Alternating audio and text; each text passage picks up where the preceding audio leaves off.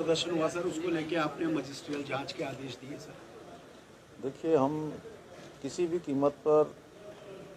छात्रों का हित चाहते हैं, इसीलिए हमने जितने भी एग्ज़ाम थे, जो भी शिकायतें आई उनको रद्द करने के बाद तत्काल नई तिथि घोषित करी और नई तिथि घोषित करने के साथ ही परिवहन निगम की बसों में एग्ज़ाम में आने वाले परीक्षार्थियों के लिए निःशुल्क व्यवस्था की है। एग्ज़ाम के शुल्क को नहीं लिया गया है और नकल अध्यादेश हमने कहा था हम लेकर आएंगे 10 तारीख तक, क्योंकि कैबिनेट होनी थी और कैबिनेट थोड़ा आगे चली गई। हमारे पहले से कुछ कार्यक्रम लगे हुए थे सभी मंत्रियों के, तो कैबिनेट न होने के बाद भी हमने उसको विचलन से अनुमोदन करके महामहिम राज्यपाल महोदय को अग्रसारित कर दिया है और यह भी तय कर दिया कि जितनी भी परीक्षाएं होंगी अब वो सारी परीक्षाएं इस नकल अध्यादेश से आच्छादित होंगी। उसमें जो प्रावधान किए हैं 10 साल तक की जो कैद है, इसके अलावा सारी संपत्ति जब्त करने का है और परीक्षार्थी जो उसमें भाग लेने वाले होंगे अगर वो इसमें पकड़े जाते हैं तो उनको अगले 10 वर्षों तक किसी भी परीक्षा में भाग लेने का कोई अवसर नहीं होगा।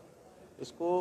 हमने सबसे सख्त कानून जो हो सकता था वो बनाने का प्रावधान किया है। इसलिए हम छात्रों से भी कहना चाहते हैं कि हमारे छात्र छात्राएं, बेटे बेटियां सभी को मैं विश्वास दिलाता हूं कि वो किसी भी ऐसे उस पर न जाएं कि अन्यथा उनको जो है जो परीक्षाएं होने वाली हैं उनकी तैयारियां करें, उन तैयारियों में लग जाएं और सभी परीक्षाएं पारदर्शी होंगी, निष्पक्ष होंगी। सर नहीं, देखिए, हम किसी भी छात्र एवं छात्राओं का जो अपनी तैयारी कर रहे हैं, हम उनके भविष्य का पहले से भी ध्यान रख रहे हैं और आगे भी ध्यान रखेंगे कि उन छात्रों और छात्राओं के साथ किसी प्रकार का भी कोई गलत सरकार नहीं करना चाहती। सरकार तो उनके हित के लिए ही काम करेगी।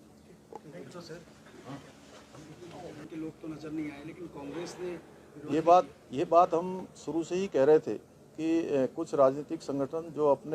अपनी ज़मीन पूरी तरह से खो चुके हैं, देश भर के अंदर भी और उत्तराखंड के अंदर भी, अब छात्रों और छात्राओं को आगे करके उनके कंधों पर बंदूक रखकर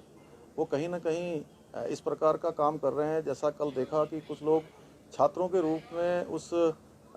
बीच में आ गए और बीच में आकर उन्होंने जिस प्रकार से पत्थर फेंके हैं, जिस प्रकार से हिंसात्मक उस आंदोलन की तरफ ले गए हैं, ये निश्चित रूप से दुर्भाग्यपूर्ण है और ऐसे लोग जो अनावश्यक रूप से आए हैं, निश्चित रूप से हम उनके बारे में हमारा प्रशासन देखेगा कि ये कौन लोग हैं।